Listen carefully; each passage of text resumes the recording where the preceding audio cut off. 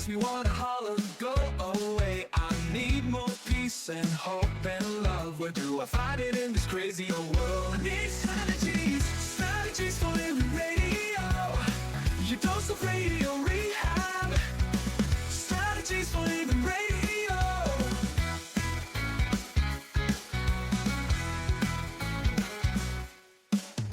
Every time I listen, Lauren and David share strategies for living, and it makes me aware. I got strategies for living, strategies for living radio. Your dose of radio rehab. Strategies for living radio. Your dose of radio rehab. Strategies for living radio. Oh, you know we need them. Yeah, we do. We need them more in some situations than other situations, but we need them. We need those strategies for living. So are you ready?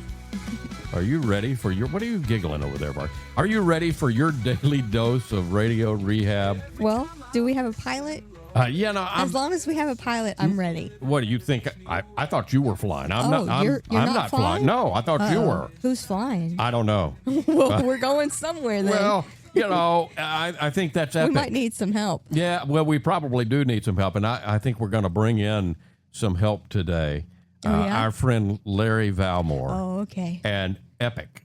You know, Larry has been talking with us over the last several weeks here and there about what he's working on with extraordinary parents, invincible children. Mm-hmm. Yeah, Epic parenting. It's a bold promise. It is a bold promise. We'll give this website several times, epicchildren.com. But I've known Larry for many, many years, and I've known him as an extraordinary coach and counselor. Person. I could go on and on. But I really like what he's doing and his teaching. Again, I think there's a lot of misdirection in parenting today. Sure, especially today, right? Especially With all today. The challenges, all the new things that we're having to navigate together. Yeah, and I mean, you know, when you have a kid, they don't come with handbooks. No, unfortunately, they do not. However, there are folks like Larry Valmore that are out there that are willing and able to provide wonderful help. So we're gonna invite Larry in a little while to fly this thing out. We'll just try to keep it. Hopefully, we can coast until Larry steps in. Yeah, we'll keep it on autopilot till we get Larry in here. Folks, thank you. Thank you for tuning in to Strategies for Living. We appreciate you being here, and we appreciate our sponsors who make it all possible. The Robinson Film Center, Azalea Cleaners, Pintail Roofing, the Balanced Life Wellness Center, Fertitta's Delicatessen, home of The Godfather, Alligator Italian Sausage, pretty good muffies too, SRT Sales Training, Uprising Addiction Center, and Mira Direct Primary Care. Life strategist Larry Valmore today. It's going to be epic. Come back with us.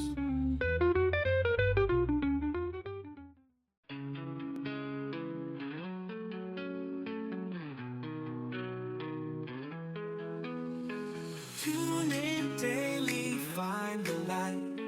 Healthy mind and spirits bright. Strategies for living strong.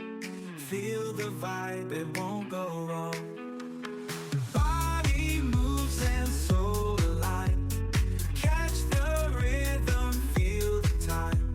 Radio we have every day. Chase those clouds of gray away. Your daily dose of radio rehab. Lift you up when skies seem trapped. Mind and body, spirits free. Living life in harmony. And welcome into Strategies for Living. LPC Lauren Leon McMillian, Dr. David McMillian, we're glad you're here, and let's welcome into the program an extraordinary life strategist. I've known Larry Valmore, for for a long, long time.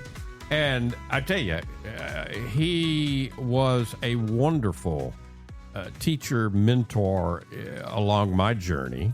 I think I've known Larry for over 25 years. And Larry holds a MSW, a Master of Social Work. He's an extraordinary counselor and coach and teacher. And he is developing this program that he calls Epic Parenting, which you can find out more about at epicchildren.com. So, Larry Valmore, welcome back to Strategies for Living. Welcome back. Thank you. Glad to be here. I'm showered, shaved, got my tuxedo on. Loosen that tie a little bit, Larry. Oh, okay. We're not gonna make you be that formal today. Well, it's my radio tuxedo. Yeah, okay. I got you. So, you've done a couple of programs with us now about what you're developing and what you're doing. It's Epic Parenting. And by the way, if people want to check out the previous discussions, you can head to the podcast and listen to Larry on episode 90 and 103. Yeah, season 33. Yeah. 90 and 103. And we're going to reference like flying the plane in a moment here. Yeah. So you want to go back and hear that whole story, and I think it'd be worth your while, if you don't remember it, to go back and do that. Right. But as Larry is developing this program, and I hope I'm not stepping out here, Larry, but, today people are accustomed to the beta. Something will come out in beta before it, so could we call what you're doing kind of the beta? You're working with people and you're helping people as you kind of flesh out and develop the entire Epic program. Is that a fair way to say that? I think that's reasonably fair. I have the program mapped out. I've not made all the training videos yet, but I plan to make a training video series that I am convinced will help parents rear their children, raise their children in a way that will help the children become what I call invincible. And by that, I mean, they grow up emotionally strong. They have emotional intelligence. They're skilled at solving problems. They're skilled at cooperating with others to accomplish useful things in the world. And they have reams and reams of self-esteem. Well, if you have that, you can navigate whatever life seems bring. Pretty close to, if not invincible to me. Yeah. Pretty darn close. Yes, exactly. So, we mentioned having a little fun with piloting and flying the plane. I thought Lauren was flying. She thought I was flying. Larry, you're going to have to do something here. Yeah. Somebody needs to fly this thing. And that's how children feel when the parents seem to be out of control. And that can happen in a variety of ways. If parents are raising their voices, screaming at the kids, using foul language, etc., the kids conclude there's nobody flying this airplane. Nobody's flying this family. And if nobody's flying the plane, the passengers on the plane are anxious. Sure. They're nervous. Oh my God, we're all going to die. Yeah. And that's how kids feel. And when kids feel that anxiety, then they're doing the things that nobody wants them to do. They're fighting with other kids. They're stealing things. They're disobeying, not doing what they're supposed to do. They cause trouble at school, at home, and so on. So it's important that parents are in control of themselves and in control of the family. They're at the control, so to speak, of the airplane. Then the kids can relax, and when kids are relaxed, then they can learn and be socialized so much more effectively. Yeah. Yeah, because kids will be kids, and they're supposed to be kids. Right. They're, that where, depending on where they are developmentally, they are, and it's healthy Right. So to test limits. to some degree, right? I hear you saying that tantrums in a 3-year-old might be a healthy thing, and pushing against parents as a teenager is a healthy developmental. Correct. Yeah. But there are, and this is part of the job of good parenting, is to recognize where your child or young person is in development, and then respond appropriately, not reactively. Absolutely. Yeah. And what's not understood well is that kids actually want this discipline. They want structure. They want to be told no at times. That may surprise some people. When that statement may surprise. I think you're 110% accurate. But I can hear kind of people out there listening right now saying, "Oh, you don't know my kid." Yeah, well, the rules prohibit the child from admitting that they want this discipline, but they actually do, because then they can feel like, all right, somebody who is older than I am and has more power and so on is in control. Because kids instinctively know that they cannot control themselves yet, not completely. And of course, over time, ideally, they've become better and better at self-control. This is what keeps people from murdering other people, from robbing other people, from raping other people. Self-control is what's needed. Right. And kids instinctively know they don't have it mastered yet. And so they need somebody to provide these external controls. And that somebody they need ideally would be the parents. If the justice system gets involved, the police and the courts get involved, then it goes downhill quickly. Yeah. And one thing, may I tell a story from a client that I had a number of years ago that clearly demonstrates how kids want discipline? And we talked about this in episode 103 from season 33. So if people want to hear that, they can go back and look at that. But I talked about a 10-year-old who was hitting kids at school, and part of the problem was that his mom would tell him no, and he would throw a fit, and then she would give in. And so he would collect a consolation prize, I called it, like, okay, so I have a treat or I have a toy. But what he really wanted was his mom to say no and stick with no, because then he could trust her.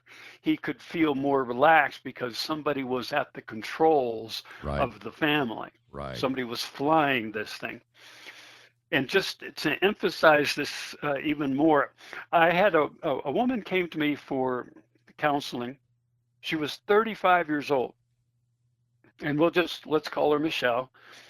And Michelle had a number of things. She had a couple of kids of her own, and she had a number of things kind of rattling around in her mind. And so she came for therapy. And one of the stories she told me, this is 18 years later, she told me a story of so badly wanting for her mother to say no, mean no, to provide some structure, some discipline. She told me with wide eyes, David, Lauren, wide-eyed, Michelle said, I was 17 years old and I couldn't get my mom to say no or provide any structure. She said, one night I stayed out all night long and drinking, and I don't know if maybe she was smoking weed, but whatever, she was up to no good. Right. And she came in at 6 a.m., came back to the house at 6 a.m. Mother was up, saw Michelle walk in, and just looked at her and said, go to your room. And Michelle, my client at 35 years old, looks at me wide-eyed. Go to your room? She's like, this was just so completely inadequate. This woman, Michelle, was hoping that her mother would ground her for a month or take away the car, whatever. I mean, something meaningful, but go to your room. Right. And it was just mind-boggling for her that her mother would not provide this structure that she so desperately wanted. And she's right there at 35. She has the perspective to recognize that she wanted this discipline. And again, you can't say that, because then the game's up. As a kid, you can't say I want discipline, but you do. Yeah. And so it's vital that parents provide a calm, as to the best of their ability. They need to speak quietly and calmly, show that they're in control of their own emotions, they're in control of the family, and provide this structure, this discipline. We'll say a little bit more about this in the next segment. We're learning from Larry Valmore today. Extraordinary Parents, Invincible Children.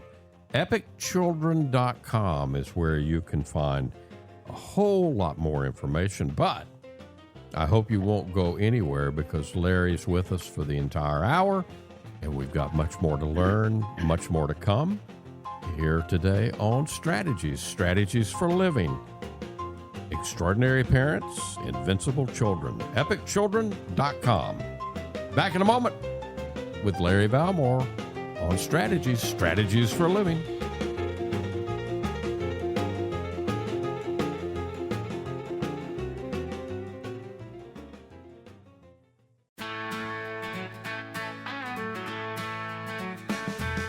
Facing the same old problems day to day makes you wanna holler, get away. Looking for the road that'll get me there. Looking for hope and peace to spare. Looking for strategies for living radio. Your dose of radio rehab. Strategies for living radio. And welcome back. Welcome back into Strategies for Living. Lauren, Leon McMillian, David McMillian. Talking today with life strategist Larry Valmore, who is developing Extraordinary Parents, Invincible Children. And you can find out more about it at EpicChildren.com. You know, I don't think I'm overstating, guys, when I say, parenting and healthy parenting, what you are inviting people to come into, Larry. There could be, it doesn't matter what else you do, there could be no more vital, important work that, and I think your story with Michelle illustrates that. Michelle in therapy comes in, it is no accident probably that Michelle had her own children by now. And she's looking backward at, I never demonstrated the healthy boundary, right? Go to your room. That's it. And just an incredulous response. Again, we don't think, as I was joking earlier, you don't know my kids. Well, yeah, it's kids. Yeah, there's a few differences through the generations and through the years, but kids still want structure. Right. They're as different as human beings, but they're still human beings. They right. So we want consistency. We want to know who's in charge, who's flying the plane. Of course, we want freedom as children, but we know that freedom needs to be, with a responsibility. If I'm going to get the freedom, there's a responsibility that matches up to that. Kids want the limits, and, kids need discipline. And I think you've touched on all of that. I want to ask something, though, Larry. And there's a big, when we talk about discipline, some people would think that discipline and punishment are synonyms. Agree or disagree? Strongly disagree. Punishment's more like revenge. Discipline comes the Latin word disciplina, and that may not be pronounced quite correctly, but that word means teaching. Mm-hmm. And we have the word disciples. These Yeah. are people who follow a teacher. Yeah. And learn from that teacher. So this discipline, that whole idea is about learning. And so punishment is more like revenge. Discipline is reasoned, thoughtful teaching, helping your children learn how to behave, how to be good citizens of the community, and so on. Yeah. Now, it's and I thank you for the question, because it's important, it's vital, it's absolutely vital that parents don't create this structure, this discipline, when they're angry. I can remember when I was a kid, my mother did not know this. Yeah. I wish she had, but she didn't. Yeah. And so this is part of what sent me through years of therapy and self-help books and weekends with or week-long programs for self-improvement, what have you. I mean, I've worked on myself very hard for a very long time. Yes. Yeah. And part of it was my mother. I can remember one specific time, and it wasn't the only time by any means, but there's one that kind of stands out in my mind. And I had done something that she didn't like. I don't remember what it was. And if she were alive, she wouldn't remember what it was either. But what I remember was that she hauled me into the bathroom and got out her hairbrush, had me bend over the toilet, and just wailed on my behind. And what was especially significant was that she was so angry. She was screaming at me. She was literally red in the face. Now She was out of control. She was out of control. She lost control. There was nobody fly in the family at that point. She was out of control. Yeah. And when I say literally red, I mean she was red-faced. She was so angry. And but I think in a situation like that, the child loses respect for the parents. Yeah. And when the child loses respect, it's game over. Yeah. Well, and I think it further demonstrates your point that you don't even remember what it was for. All you remember is that feeling of out of control and being hurt. Yeah. There was good observation. There was Lauren, no which actual means connection. There's no learning. Yeah. It's not discipline because there's no learning there. Yeah. I'm just in self-defense mode, and there's not much I can do to defend myself. She's bigger than I am. Mm-hmm. I mean, I don't know. I was 9 or 10 or whatever it was, but she's bigger and she's the authority and all of that. And she has a hairbrush. And she's got a hairbrush, a weapon. And your food, I'm sure. Yes, and a place to stay. Yeah. So it's so important that parents wait until they're calm before they impose discipline. Now, when you impose discipline, there are a number of things you can do, but mostly it's about removing some sort of privilege or freedom. And so the child can be restricted to the house. They can be told that they don't get to go to this event or that event. They lose, for a period of time, their Game Boy, their Xbox, their phone if they have a phone, or they lose TV privileges, or their bicycle, whatever. It's up to the parents to know what the child values most, and say, okay, you're going to lose this for this period of time. And it could be for a day, it could be for 2 days, 3 days, depending on the severity of whatever it was that the child did. Let's stop and talk about that for a second, because reactively, let's just say for illustration purposes that I know Larry's Xbox is very, very important to him. Okay. And Larry has done whatever Larry does. And so I'm kind of out of control because I'm just so peeved at little Larry. And so I say to Larry, you know that Xbox you like? It's gone for 3 years. What have I just done? You have shown that you are out of control. Right. And I cannot trust you. Right. But because that's an overreaction. Yeah, but if I say... Well, it's also a threat that you likely can't carry through. Probably right? not. So again, there's going to be a huge hole there. But if I say instead, okay, little Larry, this is what you've done, and here's the consequence. For 24 hours, for the next 24 hours, the cord, the cord to your Xbox is mine. Mm-hmm.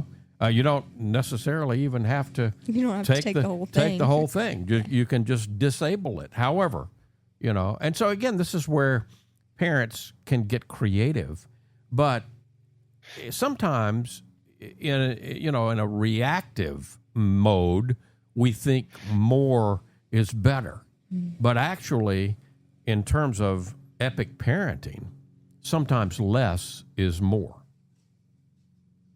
It could certainly be. And this is why it's so important not to discipline when you're angry. If you're angry, don't at that moment, don't figure out a consequence. Yeah. Instead, and here's a practical tip. This is strategies for living. We're talking about strategies for parenting. So here's an actual strategy. Instead of at that moment when you're angry saying, I'm locking up your Xbox for 3 years or 1 year or 2 months or whatever, you say, I'm unhappy that you did X, whatever it was, and I'm going to think about what kind of consequence to impose, and I will get back to you. And that's all you have to say right then when you're angry. And then you calm yourself down. And you can give yourself 2, 3, 5 hours even. And this is not a problem because that child's just kind of stewing in whatever it was they did, thinking about what they did, and wondering what's going to come down. And meanwhile, you as the parent, you calm yourself down. You start by taking some very deep breaths, and you start to calm yourself down, and then you go about the rest of your day for, like I said, an hour, 2 hours, even 3, 5 hours. And then having thought through what did the child do, what's a reasonable consequence that will help them learn not to do that again. Yeah. Yeah. And that's when you call the child to you and you say, because you did X earlier, which you're not supposed to do, and this is dangerous or it's unkind or whatever it is, because of that, then, you're going to lose your Xbox for 24 hours. Right. And again, the Xbox is just an illustration. It could be, later on, it could be the car. It could be a number of things. Sure. It could be any number of things. Could be going out this weekend with your pals or your boyfriend or your girlfriend. I mean, it could be, again, that's where creativity comes in. And it's so important. It's hard to be creative and to think creative when we are in a reactive mode. So it's extremely important to control you before you met out the discipline. EpicChildren.com. Larry Valmore is with us today. This is Extraordinary Parents, Invincible Children. That's what this leads to. EpicChildren.com. Now, we've got a lot more to learn here on Strategies for Living. We've got some more insights, and we've got some more questions. That's what Larry Valmore's here to do. EpicChildren.com. Stay right where you are. We've got more Strategies for Living coming back.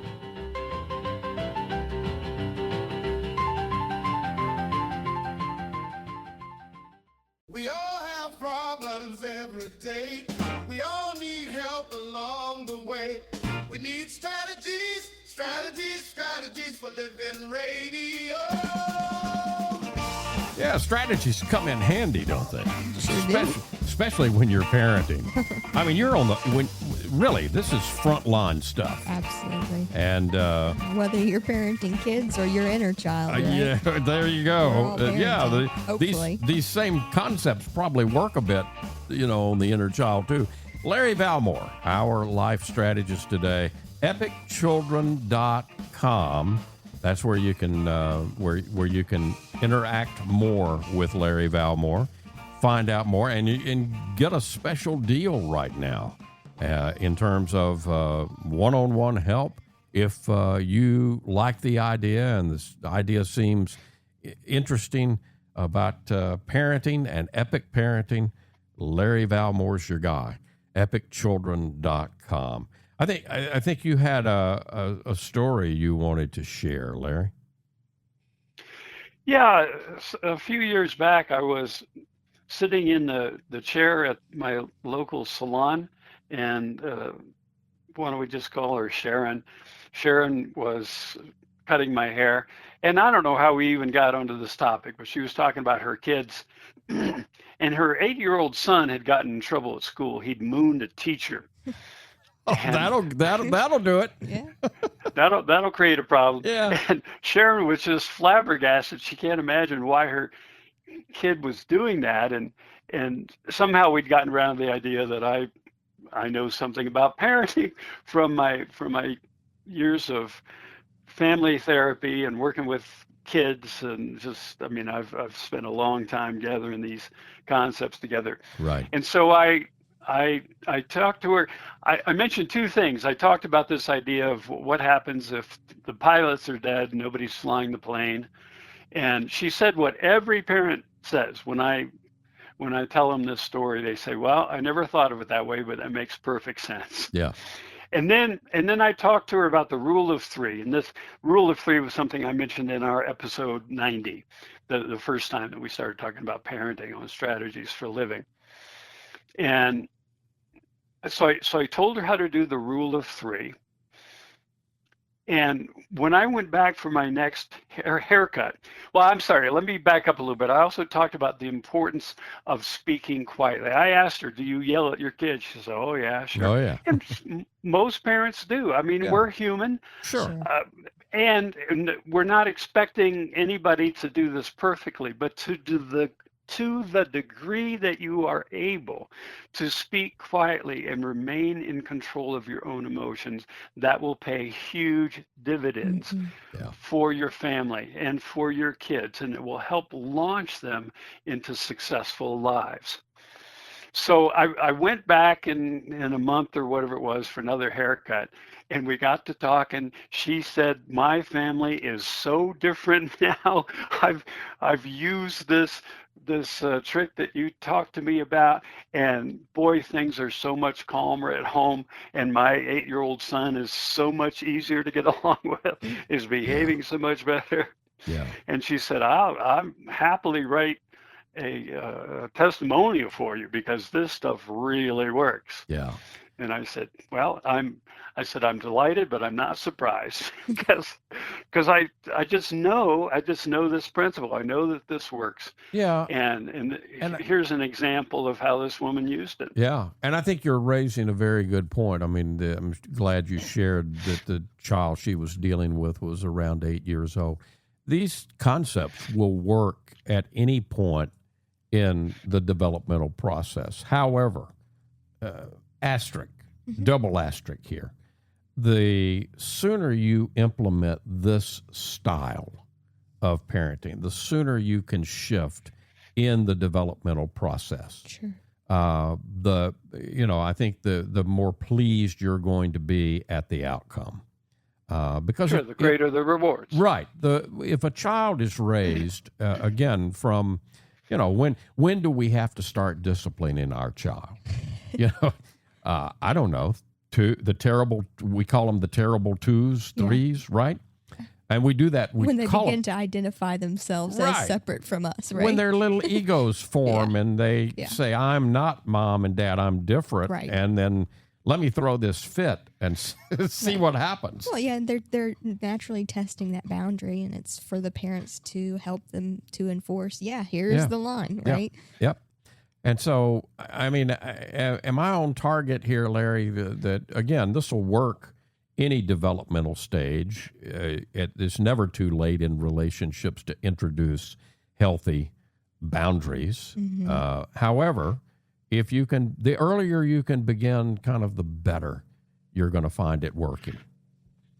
You will have greater rewards the sooner you're able to implement. And so if you're a parent listening to this and you've got a young child, then that's terrific because you have an opportunity to start this as early as possible. This is good news. And if your child's already older, do it anyway because it's not too late to start and you'll get some benefit. You could think of it like creating a college account for your child. The earlier you begin investing money, the larger that return is going to be. Yeah. But it's never too late to start putting something aside if you want to help your child afford to go to college or trade school or whatever. Yeah. Well, and I'm thinking how important maybe it is to see for a child to see that the parent can change and will change for the better no matter what, and to see that humanity. Good point. Right? To have that modeled. Absolutely. Yeah, because not only does the structure and the discipline help the child. Now, the child wants equal amounts of love. Yes. Just pure love, kisses and hugs and I'm proud of yous and I love yous and all that. But providing only love is only half the deal. You have to also provide a more or less equal amount of this structure, these limits. I would argue. I'd argue it's part of love. It is part of, that's where I was going. I would argue that is part of what love is. Yeah. It is an expression of love. It doesn't feel the same, but it is an expression of love. It is a way to love your child. Yes. Yeah. I mean, and they need both expressions of love, both the discipline and the direct expression of love in copious amounts. Absolutely. You know, here's the thing, and we've said this in previous episodes, and I think it's important to say it before we finish today. I kind of indicated, children don't come with instruction manuals. But wherever you are and whatever's happened in your household, this is not your fault. This is not your kid's fault. Mm-hmm. Right. And it's never too late or too early to start the process. Man, wouldn't it be great if before pregnancy, mom and dad came to an investment of Epic Children, right? Mm-hmm. EpicChildren.com is where you can find out. Well, maybe that would be a thing. You could give this as a gift to newlyweds. Ooh. Yeah. What a gift. Yeah. Larry Valmore, our life strategist today, EpicChildren.com. You want to check this out. We'll be back to wrap up our conversation here on Strategies. Just a moment.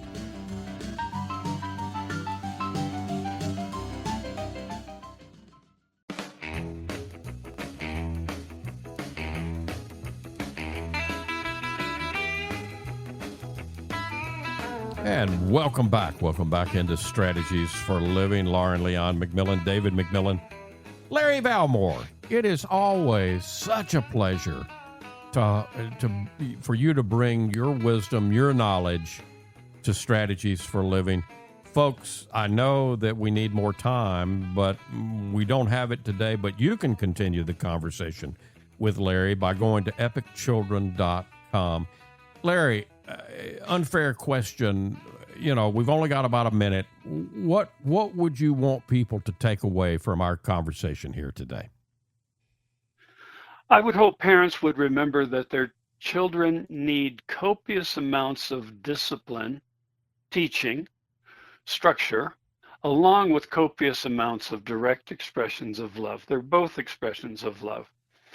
And it's important to remain in control as best as they possibly can, to speak quietly, be calm, think about consequences to impose when the child has gone astray. Yeah. And if they can do that, it will reap huge rewards.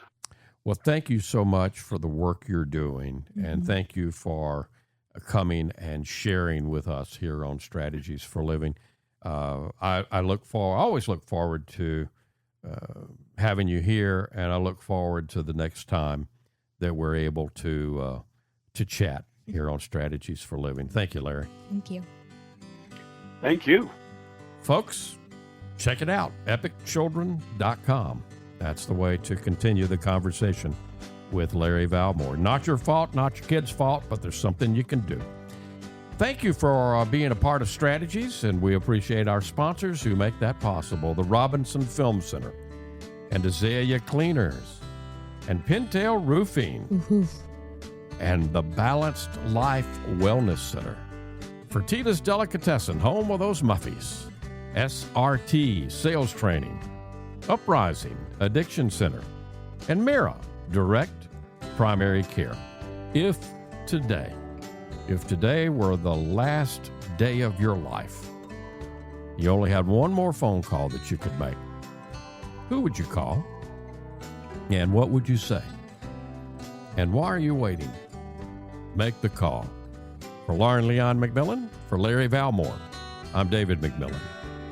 We'll see you next time right here on Strategies for Living.